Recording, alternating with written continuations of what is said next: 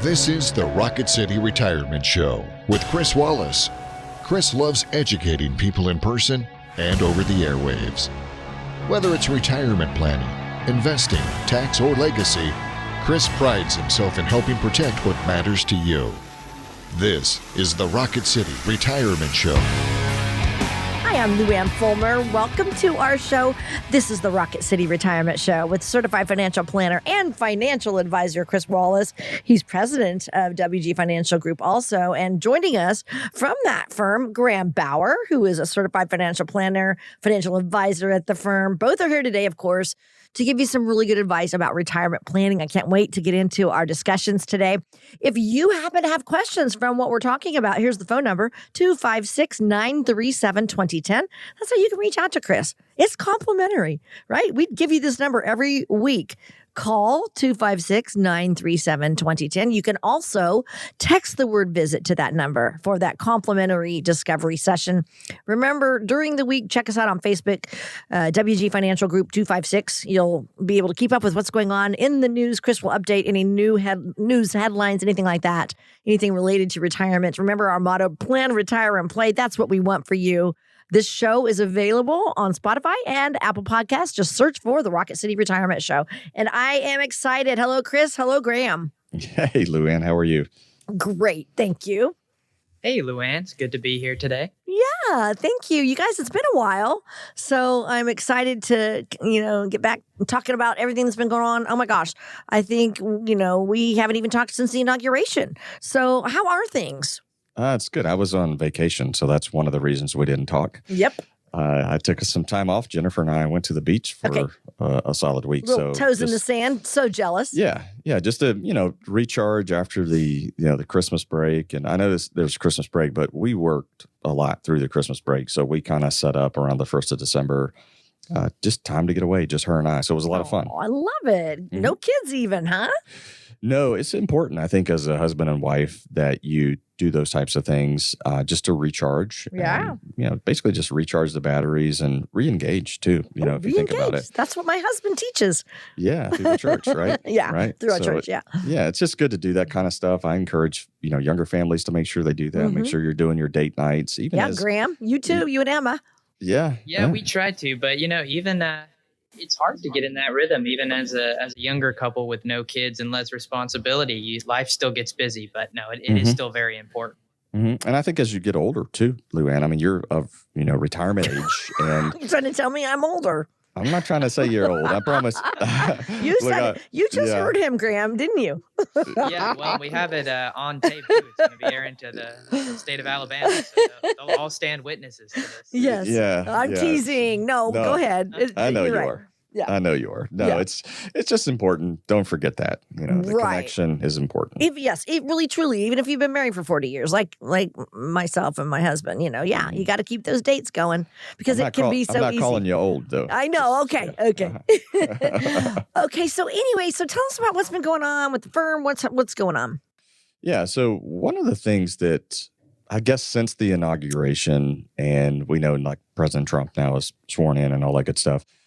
Yeah, it has really changed the mood of, people that support Trump, just because there's a lot of confidence that hasn't been there in the past, 4 years.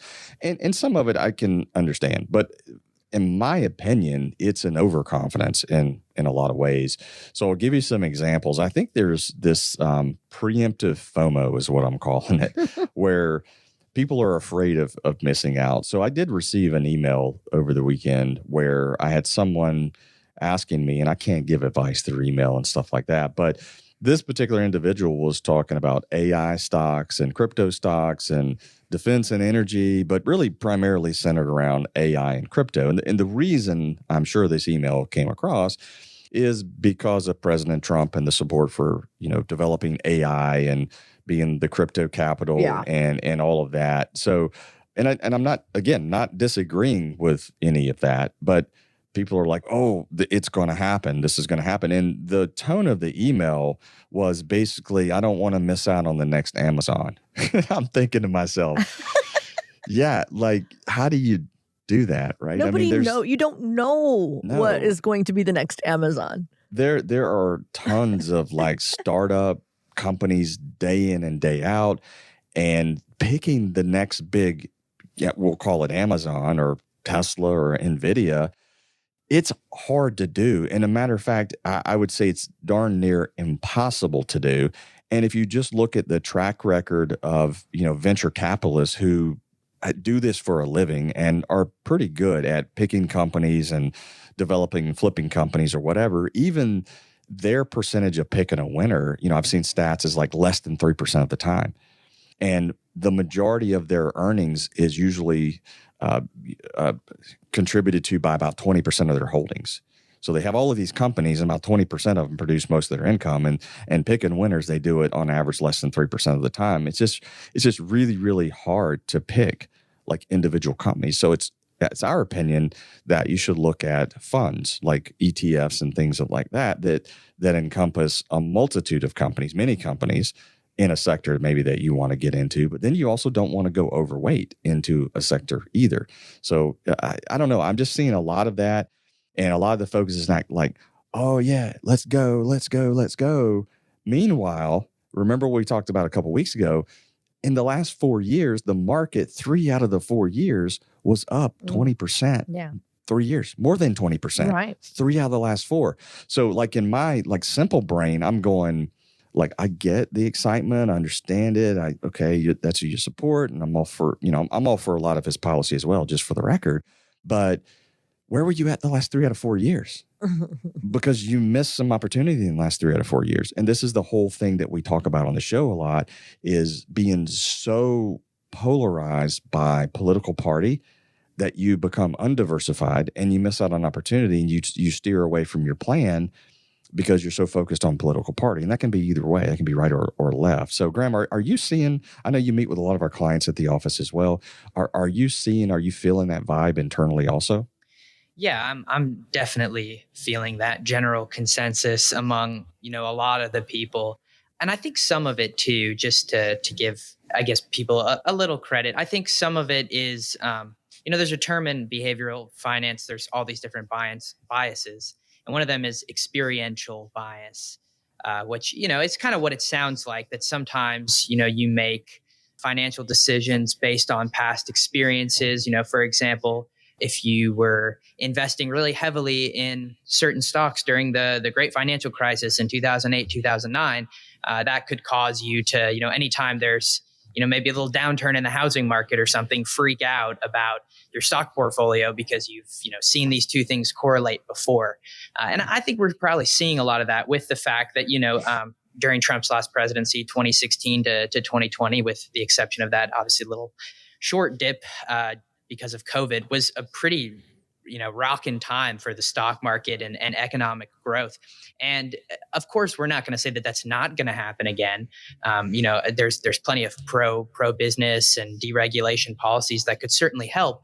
But, you don't want to just look at that one thing and say, okay, well, last time he was in office, a lot of these economic factors were great, and say, well, they have to be this time. Again, we hope they are, but you also want to leave yourself some protection, because the president ultimately doesn't control everything. I mean, there's a lot of other economic factors when it comes to inflation and unemployment and even world trade that the president has influence in, but there's also a lot of other people influencing it and a lot of other factors. So people really just, I guess, and part of our job is trying to just keep them from taking that excess risk. There are some people that maybe have been a little too conservative in the last 4 years, that maybe this is a good opportunity to get them to, start being a little bit more aggressive again. But there's a difference between, doing a little reallocation, rebalance, and going from, very risk adverse to incredibly risky, incredibly stock heavy. So, talking people off of that ledge has been kind of a new experience, I guess I would say, as an advisor, than it has been for the past few years. Yeah, I totally agree. This is an opportunity, hopefully, for people to step a little bit closer to the ledge. Obviously, not going outside of the risk tolerance or whatnot. But also don't forget, even in 2018, so during Trump's presidency, I mean, it was a good run for the markets and during those 4 years for sure. But there was a year that was actually negative. 2018 was actually slightly negative. So even though, and I would bet that if you ask most people, they probably have forgotten about 2018. I bet. And it was a slight negative. I think it was somewhere around negative 4% or something like that. I'd have to actually look at the numbers to be sure, but I remember it being, slightly negative. But if you were to ask just the common man on the street, common woman on the street, we don't want to discriminate, they would probably say, oh yeah, all 4 years were positive, and that's not true. Really wasn't. Good to know. Yeah. So anyway, just our message, and it'll continue to just rain on the airwaves in Huntsville, is to stay true to your plan, build your plan. And I think trying to hop in and out of these speculatory things is a little bit problematic. And I'll bring up another thing too, since we're on this topic. The tax code, right? I mean, that's Trump's baby, and we said this a couple of weeks ago that Trump has really said a lot of things, and he came into office ripping and roaring. I don't remember exactly how many EOs he signed, but he signed a lot of them. I think it was around 200. It's 200 something. Yeah. Yeah, like he probably had like writer's cramp or something because he signed a tremendous amount of them.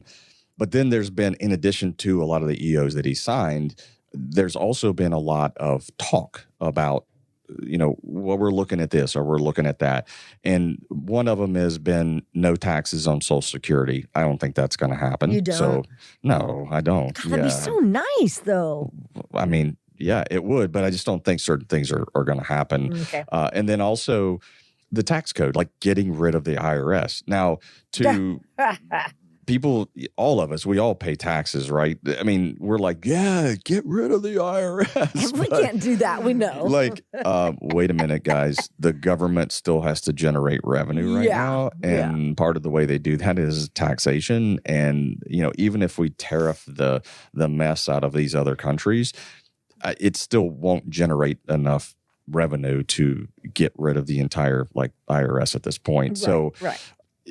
If you're holding out hope that they're going to abolish the IRS and get rid of that, I think you're holding on to a pipe dream. I really do. Now, could there be some modifications, and there probably will be, to the current tax code? Yes. Will some of it be in some favor of yours? Maybe. And maybe not in other areas. But I think we're much more likely to see some modifications to the tax code in the way that we know it today. But getting rid of the IRS altogether and going with some sort of a consumption tax, not going to happen. I'm just go ahead and flat out say it. The other thing to remember is it takes Congress to change the tax code. So some people might say, yeah, but we have both halves. We have the House. As a Republican, we have the House, and we have the Senate, and now we have the presidency. Well, it still ain't going to happen. No. They're going to get rid of the IRS. So anyway, just all of that to say, build your plan and build a good foundational plan, and then you can make some changes along the way if things change. But if you make your plan according to hopium, and getting rid of the IRS would be hopium, hoping something's going to happen, I think you're on a wishful drug that is not going to help you. And I think it's much better to go ahead and plan for what we know today and to make some adjustments along the way. So anyway, those are kind of my opening thoughts, kind of like almost 15 minutes of opening thoughts there. But I think it's relevant that, I don't know, just our common sense methodology is build your plan. Right. Let's build a plan, get you through retirement. Let's talk about your retirement income, your investments, your taxes, your estate and legacy planning, all that stuff. That's most important. And then if some of these things come to fruition, fantastic. Then the plan is going to be that much better, more than likely. But for the most part, we still want people calling us that are looking to retire. How much income do I need? Do I need to be less risky? Am I paying too much in fees, which we see a lot of? Tax efficient strategies, estate and legacy planning. It's all part of that right process. And just as a reminder, as we kind of get moved into the show, we will be rebranding the show, the Right Retirement Show, here in the next few weeks. So it will name change once again, and we're going to rebrand it more around the process that we use at the office. And again, Graham's familiar with that as well. So let's kind of move into the actual show. I think you have a couple articles and stuff you want to discuss. Yeah, first I want to ask you guys, have either of you ever, owned a Honda Accord? Graham, have you? My first car was a 2000 Honda Odyssey, but no, Ooh. I've not had a Honda Accord. That was a minivan. The Accord's the sedan, right? Yeah, the one with 2 or 4 doors. Okay, Yes. yeah, those are the ones that run forever. Those old 90s, Yeah. early 2000s ones. You still see them on the road nowadays. Yeah, you do. We owned one. It was a used one that we bought, and it was so fun. I remember putting a huge bow on it for Bobby for, I think it was Christmas or something. I mean, we bought it together, but anyway, it was a good car. Wait, hold, stop. Graham, did you say you had a Honda Odyssey? Right. Yeah, Let's back Like- up. minivan. Yeah, we got to back up to that. Okay. So did you have the minivan or did your parents have the minivan? So it was a hand me down. It was my parents' car, and then it was my sister's first car, and then it was my first Oh car. my gosh. I only drove it around for probably 6 or 8 months until I had saved up to get something a little bit less mom like. Yeah, that's But hilarious. it was an awesome car. It was one of those cars that like the power doors were totally broken and the side was all dented. I mean, it had been through the ringer, but it was still running when I sold it. I mean, I bet you it's still going. Still to out this day. there. Yeah, still Oh. running out there somewhere. Can you You're- believe that, Chris? He drove around a party van. Graham's did. party van. Yeah, and his friends were probably like, Graham is the coolest ever. We can all pile in We can all- Graham's yeah. minivan. Right Yeah, around. No, it was, and it had a DVD player in it. Oh, too. seriously? You get the Oh, friends in man. the car, and you can have a movie night in your Oh, car. my I think gosh. minivans are an underrated. Let me first ask. car. What about Oh, dating my though? Were you a little bit embarrassed when you picked up a date?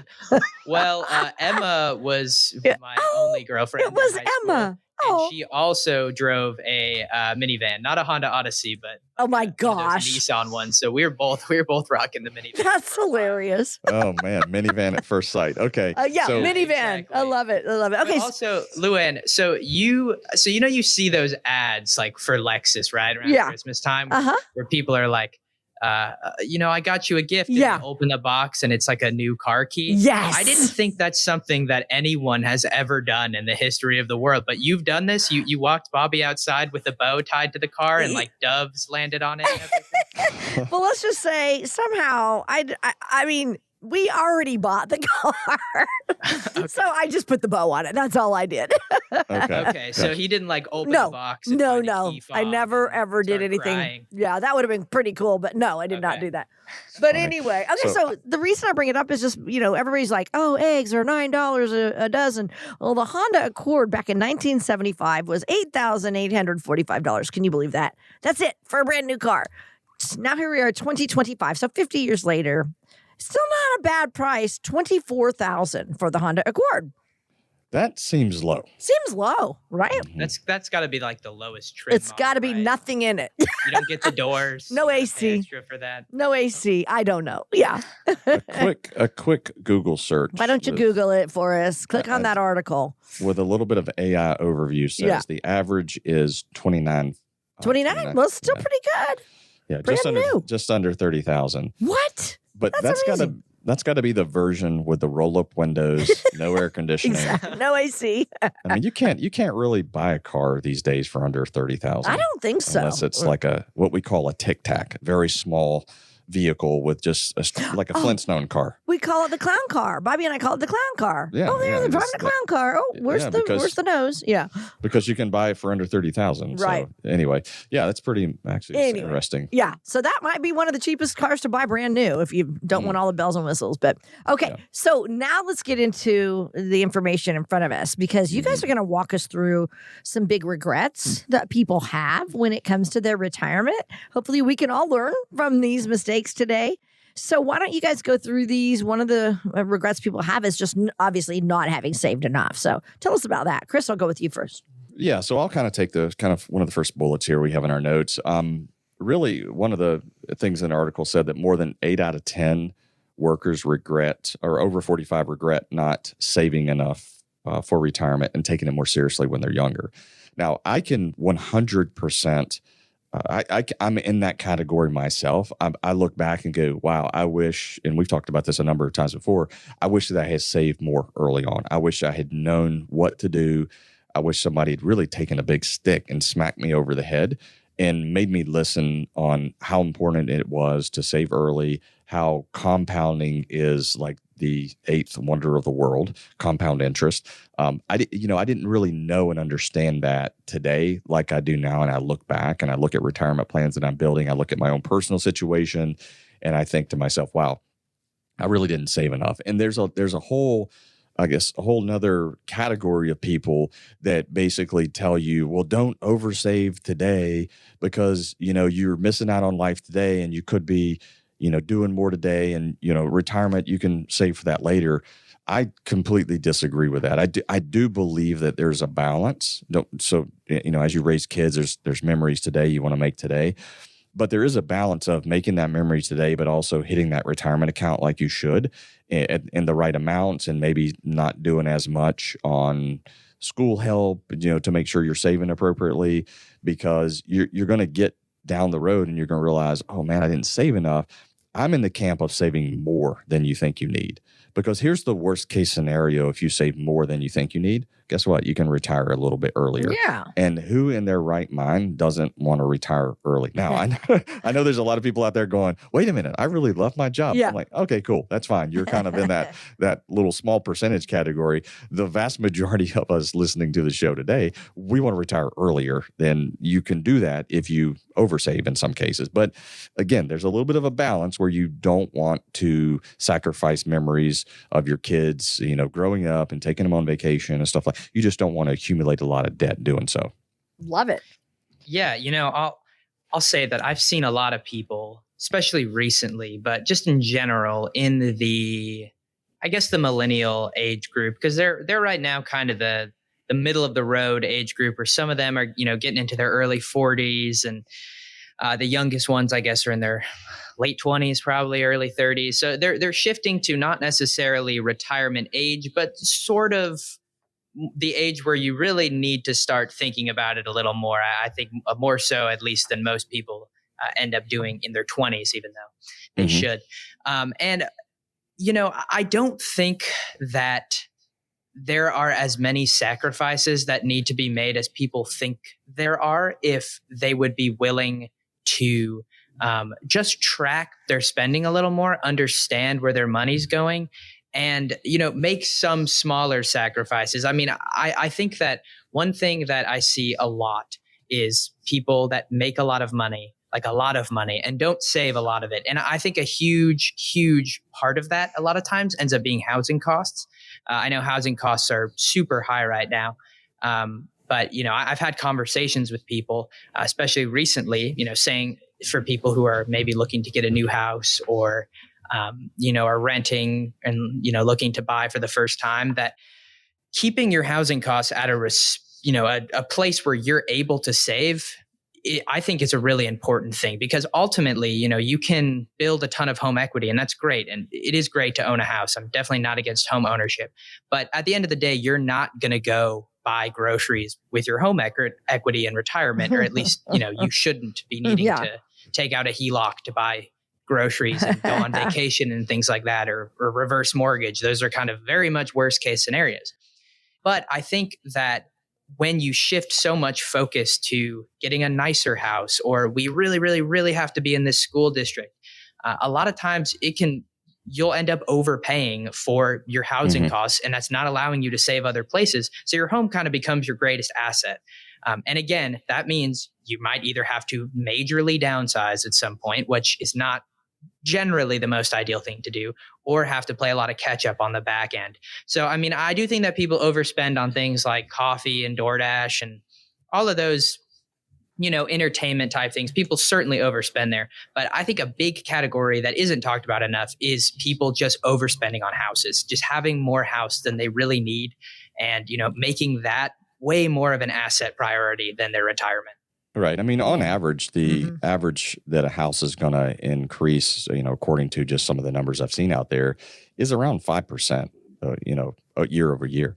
So if you're investing that money as a young person, and let's just say the market goes up, say 10%, like you're missing out on 5% because you've got so much equity stuffed into, or so much of your net worth stuffed into your house, that, it's going up in value, but it's going up in value more like a bond would go up. And to Graham's point, if you're just not sinking so much of your money into that, And that could be, like Graham said, I'm a parent at this point, and obviously we want our kids to go to great schools and things like that. But sometimes when you make those sacrifices, it has a long-term lasting effect that sometimes is really hard to unwind. So I think there's kind of ways to balance some of that. The other things that the article talked about, I want to kind of get into some of these before we get to the end of the first half of the show, is that fewer than 1 in 4 retirees feel very confident. So keyword, very confident, they will be able to maintain a comfortable lifestyle throughout their retirement. So I know that the people that we work with at the firm, we want them to continue that same level of lifestyle in retirement. So where you're at today, well, we kind of like you to continue that same level. So if you like to eat out twice a week and go on 2 or 3 vacations, that's the way we want you to live your retirement lifestyle. So in order to be able to do that, you need to be putting away adequate money. Another point here was that more than 2/3 of retirees wish that they had saved more. So this is going back to kind of what I said earlier, save more, save early and often, and maybe save to the higher side. Because again, worst case scenario, hey, you get to retire a little bit earlier. More than half wish they hadn't waited as long to start saving. So here we are again. We're talking about not saving enough. When did we start saving? The bottom line is start saving if you're listening to the show, and especially if you're on the younger side. If you're on the pre-retiree side, don't forget, right now from 60 to 63, you have that super catch-up option where you can put in, starting this year, $11,250 extra into your retirement account.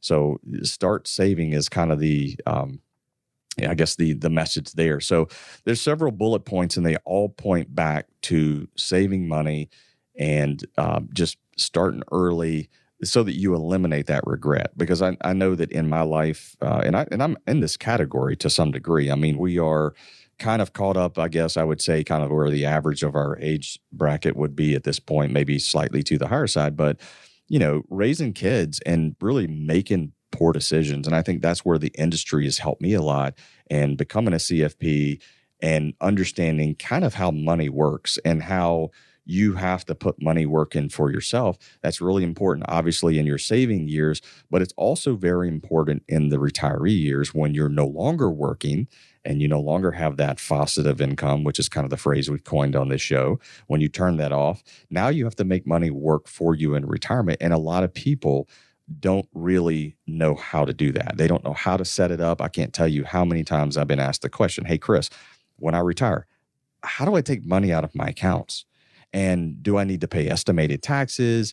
And, how does all that work? Because I just don't know. Most people have never gone down that path before. And I think that's where we come into play. That's where we play a huge role for the retiree today, especially here in the Metro Huntsville area. That's who we serve. Pre-retiree, retiree, help getting them ready, go through the process, the RITE process, look at the report card. How does that look? And then start taking a look at how we're going to generate tax-efficient income in retirement. That's what we do, plan retirements all day long. So if you're listening to the show, this is the first half of it, and you'd like to set up a discovery session, you can do that by calling 256-937-2010. Again, the number's 256-937-2010. With so many worries in life, market volatility shouldn't be on your list. Help ensure your retirement plan is stable and independent of market swings. Just get in touch with Chris Wallace at 256-937-2010. That's 256-937-2010 to start planning.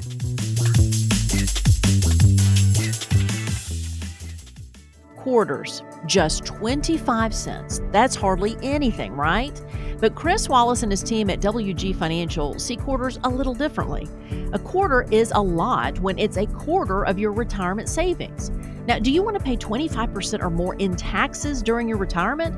Well, Chris can create a plan to help address that. Now, if the only time you think about taxes is when you file them, you don't have a tax strategy. But it's not too late to get one with the help from Chris Wallace. So act now to make sure you're not paying a quarter, dime, or even a penny more than you should. Call Chris Wallace and his team at WG Financial at 256-937-2010 to schedule your personalized tax strategy session.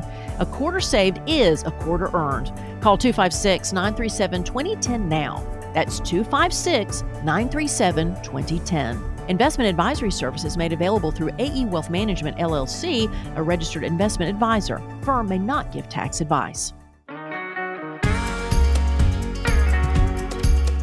If you're pondering the longevity of your retirement savings with questions like, is my nest egg sufficient? Or how long will my retirement funds last?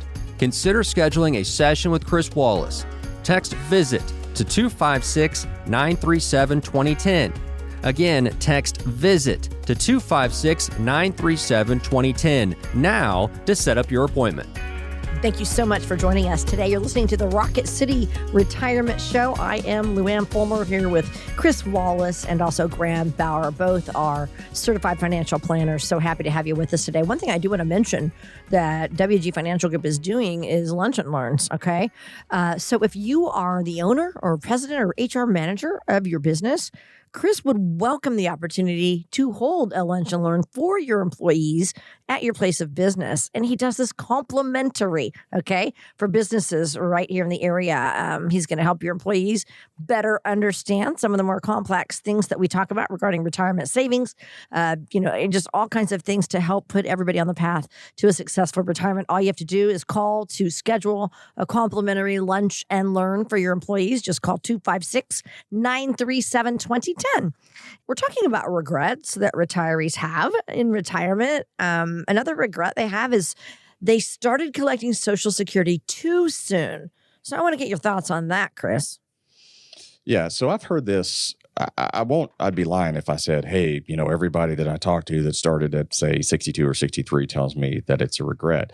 But I can tell you that a number of people have come to me, especially longtime radio listeners, longtime TV watchers.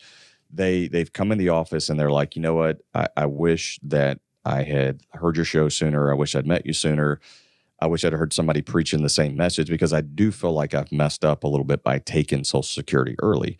And so that is a regret that I see retirees make, is especially if they started early and they really start looking at the numbers, they start looking at the spousal protection aspect of it, the tax aspect of Social Security. That's where people start to have regret, because Graham, you said this a number of times. People treat Social Security like a game, and they think it's going to go broke, and it's a real emotional decision, and it causes them to make almost like, I would call it almost like a knee-jerk reaction. Yeah, you, like I've said, many times, it feels like you want to get what's yours from the government, kind of. I think some people kind of view it as Uncle Sam picking your pockets for years and then, agreeing to sprinkle it back to you over time. And obviously, there's some truth to the fact that, yeah, you paid into the system and you want to get money back out of it, but there is obviously so much more that goes into it than just trying to be made whole, quote unquote. Yeah, no, totally.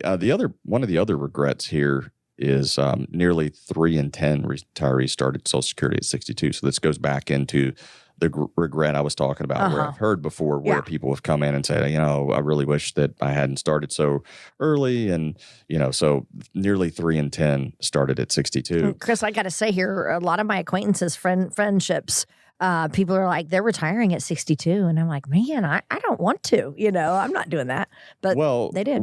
Retiring's okay at 62. And I think that's the big misconception is, well, I'm retired. I have to take Social Security, because sometimes when I'm sitting in a meeting with a prospect, they'll come in the office, been listening to the show for a while, and I'll say, hey, all right, we've gone through some questions. When do you want to retire? What does retirement look like for you? When do you want to retire? Well, Chris, my full retirement age is not till 67. That's when I can collect Social Security. And I'm like, but what if you could retire before then? Would you? That's the question. Because you don't have to tie retirement to your Social Security age. I think everybody thinks they do, I think some people think they do. Not everybody, but I think some people do. And I think when I ask it that way and say, okay, if you could retire at 64 and then continue to defer your Social Security and you could afford to do that, would you? And the facial expressions start to change. It's like, okay, well, maybe, if I could do that. Because sometimes if you retire early, what that does allow you to do is it allows you to spend some of that IRA money. Yeah. It allows you to start doing some Roth conversions without the Social Security income on the tax form clouding the tax picture at that point. So I think, if you can Interesting. retire early, it gives you, there's some opportunity there for people that can retire early. And I think there's a lot of people that should really consider that. And I'll go a little down the emotional path here. We've seen a lot of people come down with cancers. Oh my gosh, yes. My family, friends. Yeah, you never expect it. You're Nope. like, okay, I'm going to work till 67 because that's what I want to do. And then I'm going to retire and I'm going to collect Social Security and then I'm going to have my retirement. Yep. But then a sickness hits. I know. So the message that we promote at the firm is nobody's guaranteed tomorrow. Plan, retire, play. So go ahead and retire, do your planning properly and retire and then go play, because none of us are guaranteed tomorrow. And we've seen far, far too many spouses that have come down with some sort of an illness, mainly cancer, it seems like these days, and their retirement life just looks different. So lastly, one of the other bullet points here on regrets with Social Security, and I wouldn't exactly say this is a regret, but just kind of more of a note here, that only about 4% of retirees wait till age 70 to collect Social Security. Now, I can tell you after doing this for nearly 20 years at this point, even in the last 10, I would say if I go back 10 years, I almost never heard somebody wanting to wait until 70. And now more and more people come into the office where they're like, you know what, Chris, I'm gonna wait until 70 because it gives my wife more, that gives me more guaranteed income longer, that gives me an opportunity to work on some tax planning on the front side. So I'm actually wanting to wait. But the numbers here in this article say that only about 4% of retirees want to wait till age 70. So I found that interesting as well. Yeah. Mhm. Yeah, and honestly, I think that a good margin, even nowadays, of the people that I see waiting till 70 are retiring close to 70. Like, I think it's still very rare to see someone retire at 62 and wait all the way to 70. Not that it might even be, mathematically and, tax-wise the right thing to do, but I think the psychological element of that is really hard to overcome. You gotta, I guess maybe for people who are more confident about their longevity or, just really understand that they need that extra income, for them and their spouse. Well, also too, Grandma, we talked about this, I believe, maybe we talked about this scenario, but we have seen situations where the spouse is deferring until 70 and becomes sick.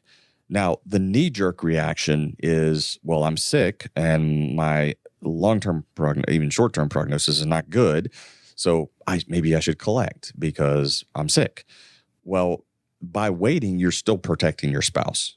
So in situations that we've seen kind of along this example, like if you're 68 years old and something happens and you become diagnosed with something or terminal illness or something like that, and you're in the process of waiting, it doesn't necessarily mean you should collect because, man, I'm sick, I better go ahead and get my money. Well, you also have to think about the surviving spouse, because when you pass away, the surviving spouse gets all of those delayed credits and would be eligible for, at her full retirement age, or assuming it was a wife as a surviving spouse, she would be eligible at her full retirement age for that full deferred delayed amount all the way up through the month that he or she passes away. So it's very important that you don't make a lot of knee-jerk reactions and that you talk to someone that, one, understands how it works, but also can kind of talk, I don't want to call it common sense because that's not the right term, but just some mathematical and some other things into the equation to kind of help you see the other side of the picture, because the knee-jerk is, I want to collect it now. Yeah. And, in that example you're using, I think the listeners probably got it. But, in a scenario like that, I do think it is also an increasing advantage because of the fact that, if your spouse was, let's say, 65 when you were, 68, 69, 70 years old. Well, if you're 70, you're collecting. So, 68 or 69 and still deferring. Like you mentioned, your spouse, once you pass away, is going to be able to collect the amount that you would have gotten at those ages past your full retirement age at their full retirement age. So, it's not like it's going to have to be they also delay until 70. Correct. And, so statistically speaking, I think people don't think about the fact, and this is what I tell married couples a lot, especially when their Social Security amounts are kind of uneven, that I think the break even is even more irrelevant in those scenarios because the higher amount is going to stay with whoever's alive. And the likelihood of at least one of you making it into your mid to late 80s, at least, I think is statistically pretty high at this point. So it's just a different animal when you're talking about two people's lives versus one. Yeah, that's the way you have to look at it, is across two lives. That's a great reminder. Yeah, it really is. Today, we're talking about regrets in retirement and seeing what we can learn from the mistakes of others. How about this? Does debt factor into retirement regrets? Yeah, if for sure, if you can't generate enough income to cover the debt, you got a problem. You can't retire. That's what the problem is. Yeah. But here's kind of I think it's kind of, this is where I would say it's almost common sense to try to eliminate as much debt, if not all of it, before you retire. That should be the goal of most everybody listening to the show. But let me speak to individuals, families out there that have a house payment that, they're 60 years old and they have it in their mind they're not going to retire till the house is paid off. That's all fine and well because, again, that part of it's psychological. I don't want to have a house payment in retirement. But some people, I see this mistake a lot where they're on the tail end of their loan and they're piling so much money into the house to pay it off that they're not putting enough in their retirement savings. They've cut the retirement savings short to pay the house off. And the reality is this, as you get towards the tail end of that loan, you've paid most of that interest because everybody knows that you pay most of your interest on your home loan in the front years.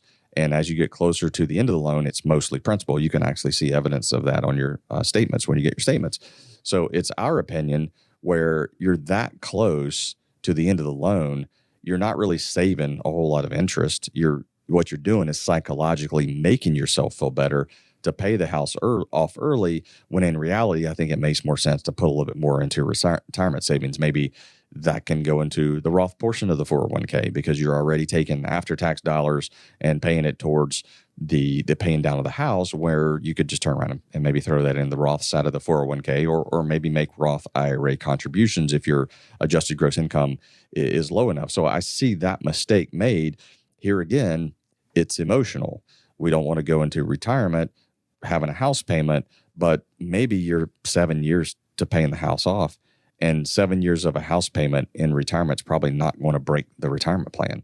But if it's paid off, it's that psychological thing. So I think you do have to look at the numbers, and if it doesn't make a difference either way, then do the thing that makes you feel good, because sometimes retirement is about how you feel. And in a situation where you're not harming yourself, could you put a little bit more in retirement savings? For sure. Maybe you can do that. But by not doing that and paying the house off, is it breaking the plan or harming the plan? No. Then do what makes you feel good. Because I promise you, Graham, you can attest to this as well. When you get into retirement, it just feels different. It's scary. People are going to give up six-figure incomes to basically say, I hope I've saved enough, really. I mean, that's what it boils down to. Man, I hope I saved enough. And then when you retire, it's like, I know I should travel. I know I want to do these things, but I'm afraid to do them now because I don't have a job income. And that nest egg over there that I'm looking at goes up and down. And yeah, it's a psychological battle until you get into what we call the retirement rhythm. It takes a little while to get that retirement rhythm going. Yeah, I've talked to, multiple clients in the last couple weeks, couple months that retired last year. And, we're kind of going through the process of doing some, I guess it would be first review since they officially retired and, have not had their job income anymore. And, one of the big things that keeps coming up and that I encourage some people to do is early on, sometimes people will, maybe a little undershoot a little bit what they need. And I was talking to a few people who, they're comfortable on the income streams that we have going with them. And they're like, yeah, we don't feel like we're really penny pinching. We're kind of doing the things we want to do. However, they're not really spending anywhere near as much as they could. These are people with significant upward room to spend more, even on the early side of retirement, because, either they worked a little bit longer or they just saved really well. And so for them, sometimes the message that I'll give and that I have recently is, maybe we just send you a little bit more monthly for a little while, even if just for these next 6 months. And you see if it's hitting your bank account, see if you have other things that, start coming up into your mind. Because I know myself personally, I probably put way too much weight, even as someone in the industry, on what my actual bank savings account looks like. I don't try to keep a ton besides my emergency fund in there because, I'm young and I want to have that grow for retirement. But when I log into my bank, I don't see my Roth IRA. I don't see my brokerage account. I don't see my 401k. I don't see my HSA. I just see my savings account. And so it can be really easy to think, oh man, where did all my money go? I have paychecks coming in, but this number isn't really moving.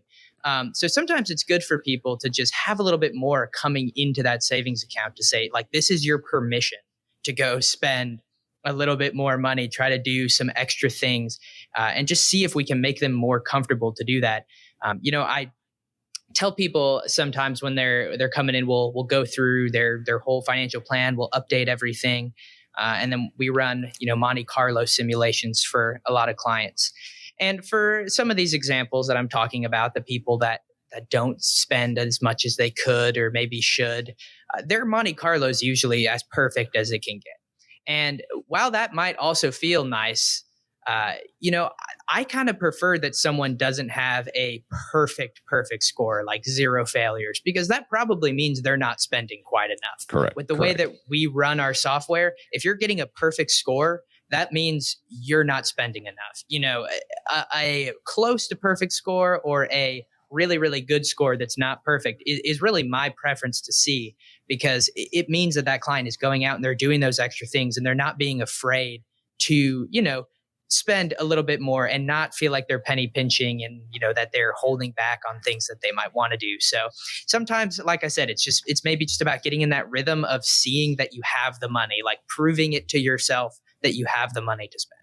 Yeah, I think what's going to happen, you're going to have a lot of people that are going to wake up one day and they're going to look back. They're going to wake up at like 82 years old and they're going to look back and they're going to be sitting on the front porch and they're going to tell their spouse that, you know what, we have all this money and we probably should have spent a little bit more doing some of the things that we wanted to do. Mm-hmm. And part of that is really revolving around some retirees that are out there today. They don't have a plan.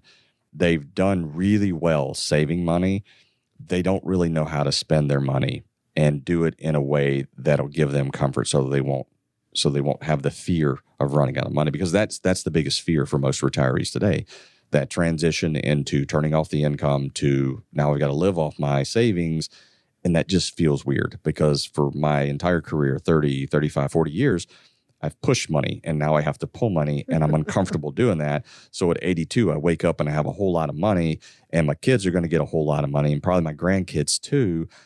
But I didn't enjoy what I think is the most beautiful time of your life, because you've worked all your entire career. You've got the kids off the payroll. You've gotten rid of most of, if not all of your debt.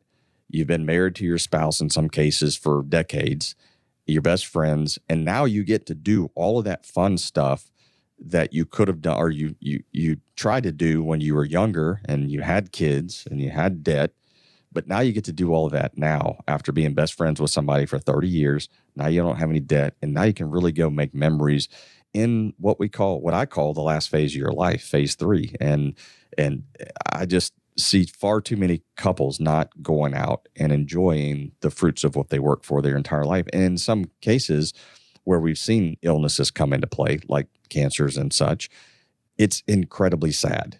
Like a couple days ago at the office, I'm at the office and I'm talking about a situation of a new client that we just onboarded, and his wife is sick. Aww. And I was talking to one of my staff members and I was just tearing up. Like it makes me cry in some cases, because you just feel so incredibly sorry. And there's nothing I can do about it except, I told the gentleman they had just got back from Vegas. They went to see the Eagles at the Sphere play, that new place out in Vegas. Cool. So as we were kind of exiting the meeting, he talked about that and he said, yeah, my wife went. And then I knew she did, by the way. He was telling me, I knew she went. And I said, now your goal is to go do another trip. Yep. As long as she can handle it, go do another one. And you're going to do another one. And you can do as many of those as you can, because none of us are guaranteed tomorrow. So anyway, sorry to get kind of emotional there, but it's a big deal for us. Yeah. And what's kind of weird is, like, we're financial advisors, right? So we're paid to manage assets. Most are. Yeah. And we're like, spend your money. Play. Like, take it away from us. Go play. Take it away from us so you can spend it. Like, you've worked for this. We don't want to hold it the entire time that you're here. We want you to spend as much of that as possible. Right. Preferably, ideally, we'd all want to spend our last dollar on the day we pass. Or I've heard some people say it this way: if I write a check and it bounces the day I die, I'm good with that. I've heard that said, many times as well. Yeah. But we encourage that. We want people spending their money. Yeah. Oh my gosh. That is so good, but it's so true. Yeah, definitely, the whole motto here at WG Financial Group: plan, retire, and play. We want you to play with your hard-earned money. But, Chris, you said something about a psychological battle. We were talking about debt and things like that, but I kind of worry about that. When I retire, am I going to regret it? Do people experience regret when they retire? Are you guys seeing that? You mean like regretting retiring? Retiring. Just retiring in Just general? retiring, Okay. yeah. So let me make an example to make sure I'm clear on this. So I've worked at, company ABC, not the liquor store, but company ABC. Isn't there? Haven't you seen those ABC liquor stores? That's supposed to be funny anyway. Yeah. I just haven't, but I know you must have those. Yeah. Not that I spend time in liquor stores. Let me just go ahead. Drive by. Okay. Yeah. All right. So anyway, now I can't think. So I'm retiring and I retire, and then I'm like, oh shoot, I wish I hadn't retired. Is that kind of what you're saying? Yeah, that's what I'm saying. Yeah. Okay. No. No, everybody you see is like, I'm good. I'm great. This is fun. Yeah, there's Love a little bit of emotional, psychological battles that happen, but I can tell you that most people, when they leave their job, they're good. Okay. And you can ask Graham the same question. Yeah, Graham, go ahead, Graham. You see anybody that's like, man, I wish I hadn't retired? I think maybe people have those thoughts for the first 2 weeks, but almost everyone I talk to, when we have our next review says, Graham, I'll tell you, I'm busier now than I was when I was working. So I don't think that most people do. I mean, I think that freedom and that ability to spend time with loved ones and work on hobbies. And I always say that, especially if you have kids, if people know that you have free time, they'll find something to do with you. So, whether that's helping you with projects or, working on hobbies or whatever, I would say that I don't know that I've ever run into anyone that said, this was a mistake, I'm going back to work. Wow. Oh, good to know. Okay. See, everybody, feel like you can retire. Go ahead and retire, and no regrets, right? How about this one? Do people regret not having a plan? Let's say they just go into retirement without a plan. Well, we don't talk to those people because they don't come see us. Obviously, yeah, you don't know. Yeah, I don't know. I mean, I'm sure that they're, I'm sure that they're out there. And there's people that try to listen to our show, and they think, oh, we're good. Everything Chris talks about, I'm doing good on, and we're good, honey. No, the reality is, I can't even tell you the last time somebody came in the office and we were not able to say, you know what, if you did it this way, it might be a little bit better for your family.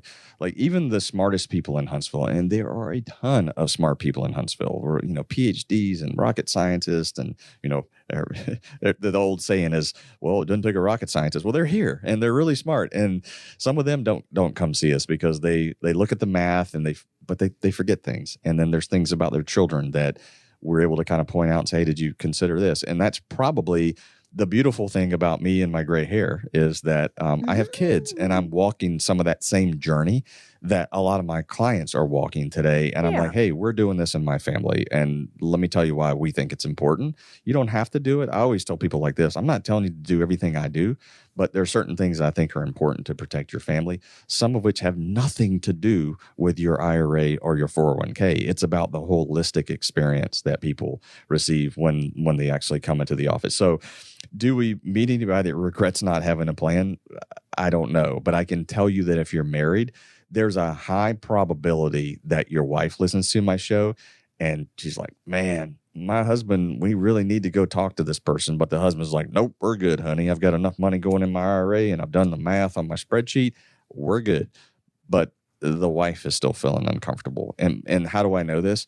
Because I had one prospect come and see me. And I think they're coming back for a second meeting. This was several weeks ago. This is so funny, actually. This was her husband's birthday present. Oh, really? Yes. That's good. That's good. Graham, were you in that meeting with me? I was not, man. Okay. That's quite the birthday present. Yeah, this was the birthday present. And I was like, wow, you know what? That's not what I want on my birthday. But God bless the wife for doing that. That was her chance to get her husband in and kind of sitting through, one of our discovery sessions, and they'll be back for a second meeting and all of that. So, I'm sure there are people out there who regret it, Luann, but we don't meet those. I love it. No, you don't. We just don't meet them. But here's the deal. 70% nearly of Americans are missing that written financial plan. So we're saying you got to have a plan for your retirement so you can retire and then play. Here's the phone number, 256-937-2010. That's how you can reach out to Chris and our team at WG Financial Group along with Graham. Call for that discovery visit. It's complimentary. Call or text the word visit, 256-937-2010. So Luann, sorry, I don't want to interrupt you. We're getting close in this show, and I want to talk about something real quick. Yeah, you just mentioned do it. We don't have much time. Yes, go ahead. You mentioned 70% of people are missing a plan. That's because most people today look at their 401k or they look at their IRA, and that's their plan in their mind. That's their plan. Right. That's it. Yeah.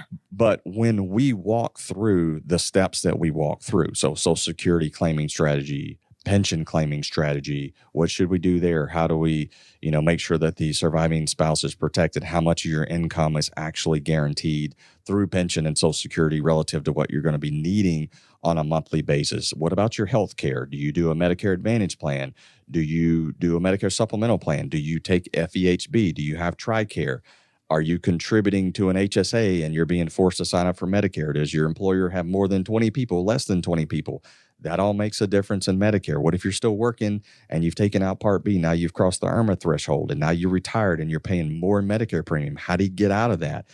These are just some of the things we talk about on your investments. Are you paying too much? Are you too much into one sector? Do you have high-cost mutual funds? Do you have high-cost mutual funds in a non-qualified account that are contributing to what we call a phantom tax? Those are all things that a lot of people just don't know. When you're in retirement, how do you do your taxes? What types of income is taxed at certain rates, and how does that all stack up on your return? And should you be pulling more out of your traditional IRA? Should you be converting? Should you be pulling some capital gains money? All of that is in the tax picture. That's all part of our process in the estate and legacy. Do you have enough life insurance? Because some people, even though they're retired, they're like, I don't have enough. I don't have any debt. I don't need no life insurance. Well, guess what? You don't have enough saved that if you die early, your surviving spouse is going to struggle. So yes, you do need life insurance for a period of time. Some people, not all people need this, but there are situations even with no debt, it's still worth carrying life insurance. Oh, well, they can sell the house, Chris. Okay, great. Your surviving spouse is emotionally wrecked with you passing away, and now he or she has to fire sell a house, and now they got to find another place to live. That sounds like a plan for disaster, and I ain't doing that to my wife. So this is some of the value that we bring going through the whole situation. And I rambled off a lot of stuff there, and I did it on purpose because it's a lot more than looking at an IRA statement or a 401k balance. Because some people have this number. Yeah, man, I got this number in my mind. If I just get to 750,000, I'm going to retire. Maybe that ain't enough. Maybe what if you see a recession in the first year that you retire and you're needing to take money out? What's your plan? Because that's what my wife's asked me before. What's your plan? And I had to get my act together and make sure that I had my ducks in a row before I get on the air and I start talking about all this stuff. I got to make sure that my house is clean and that we're doing what we should be doing on our side of retirement planning, and then transition some of that knowledge out into the Huntsville area. But that's what we do week in and week out. Plan retirements for people that are about 5 to 7 years out from retirement or already retired. We see plenty of people that have worked with somebody many, many years, and they can do things more efficiently. And I like the word efficiently. If you're an engineer in the area, you probably like it too. That's what we do. So if you want to set up a discovery session, you can do that by calling 256-937-2010. Again, the number is 256-937-2010. Give us a call for your discovery session. Luann, been a great show. Appreciate you and Graham both being here. Hope everybody has an awesome and blessed week. And remember to serve every person in every situation with a servant heart. AEWM provides services without regard to political affiliation, and the views of individual advisors are not necessarily the views of AEWM. Investment advisory products and services made available through AE Wealth Management, LLC, a registered investment advisor. Insurance products are offered through the insurance business WG Insurance Services. WG Financial Group is an investment advisory practice that offers products and services through AE Wealth Management, LLC, a registered investment advisor. AEWM does not offer insurance products. The insurance products offered by WG Insurance Services are not subject to investment advisor requirements. AEWM and WG Insurance Services are not affiliated companies. Investing involves risk, including the potential loss of principal. Any references to protection, safety, or lifetime income generally refer to fixed insurance products, never securities or investments. Insurance guarantees are backed by the financial strength and claims-paying abilities of the issuing carrier. This radio show is intended for informational purposes only. It is not intended to be used as the sole basis for financial decisions, nor should it be construed as advice designed to meet the particular needs of an individual's situation. WG Financial Group is not permitted to offer, and no statement made during this show shall constitute tax or legal advice. Our firm is not affiliated with or endorsed by the U.S. government or any governmental agency. The information and opinions contained herein provided by third parties have been obtained from sources believed to be reliable, but accuracy and completeness cannot be guaranteed by WG Financial Group. This radio show is a paid placement.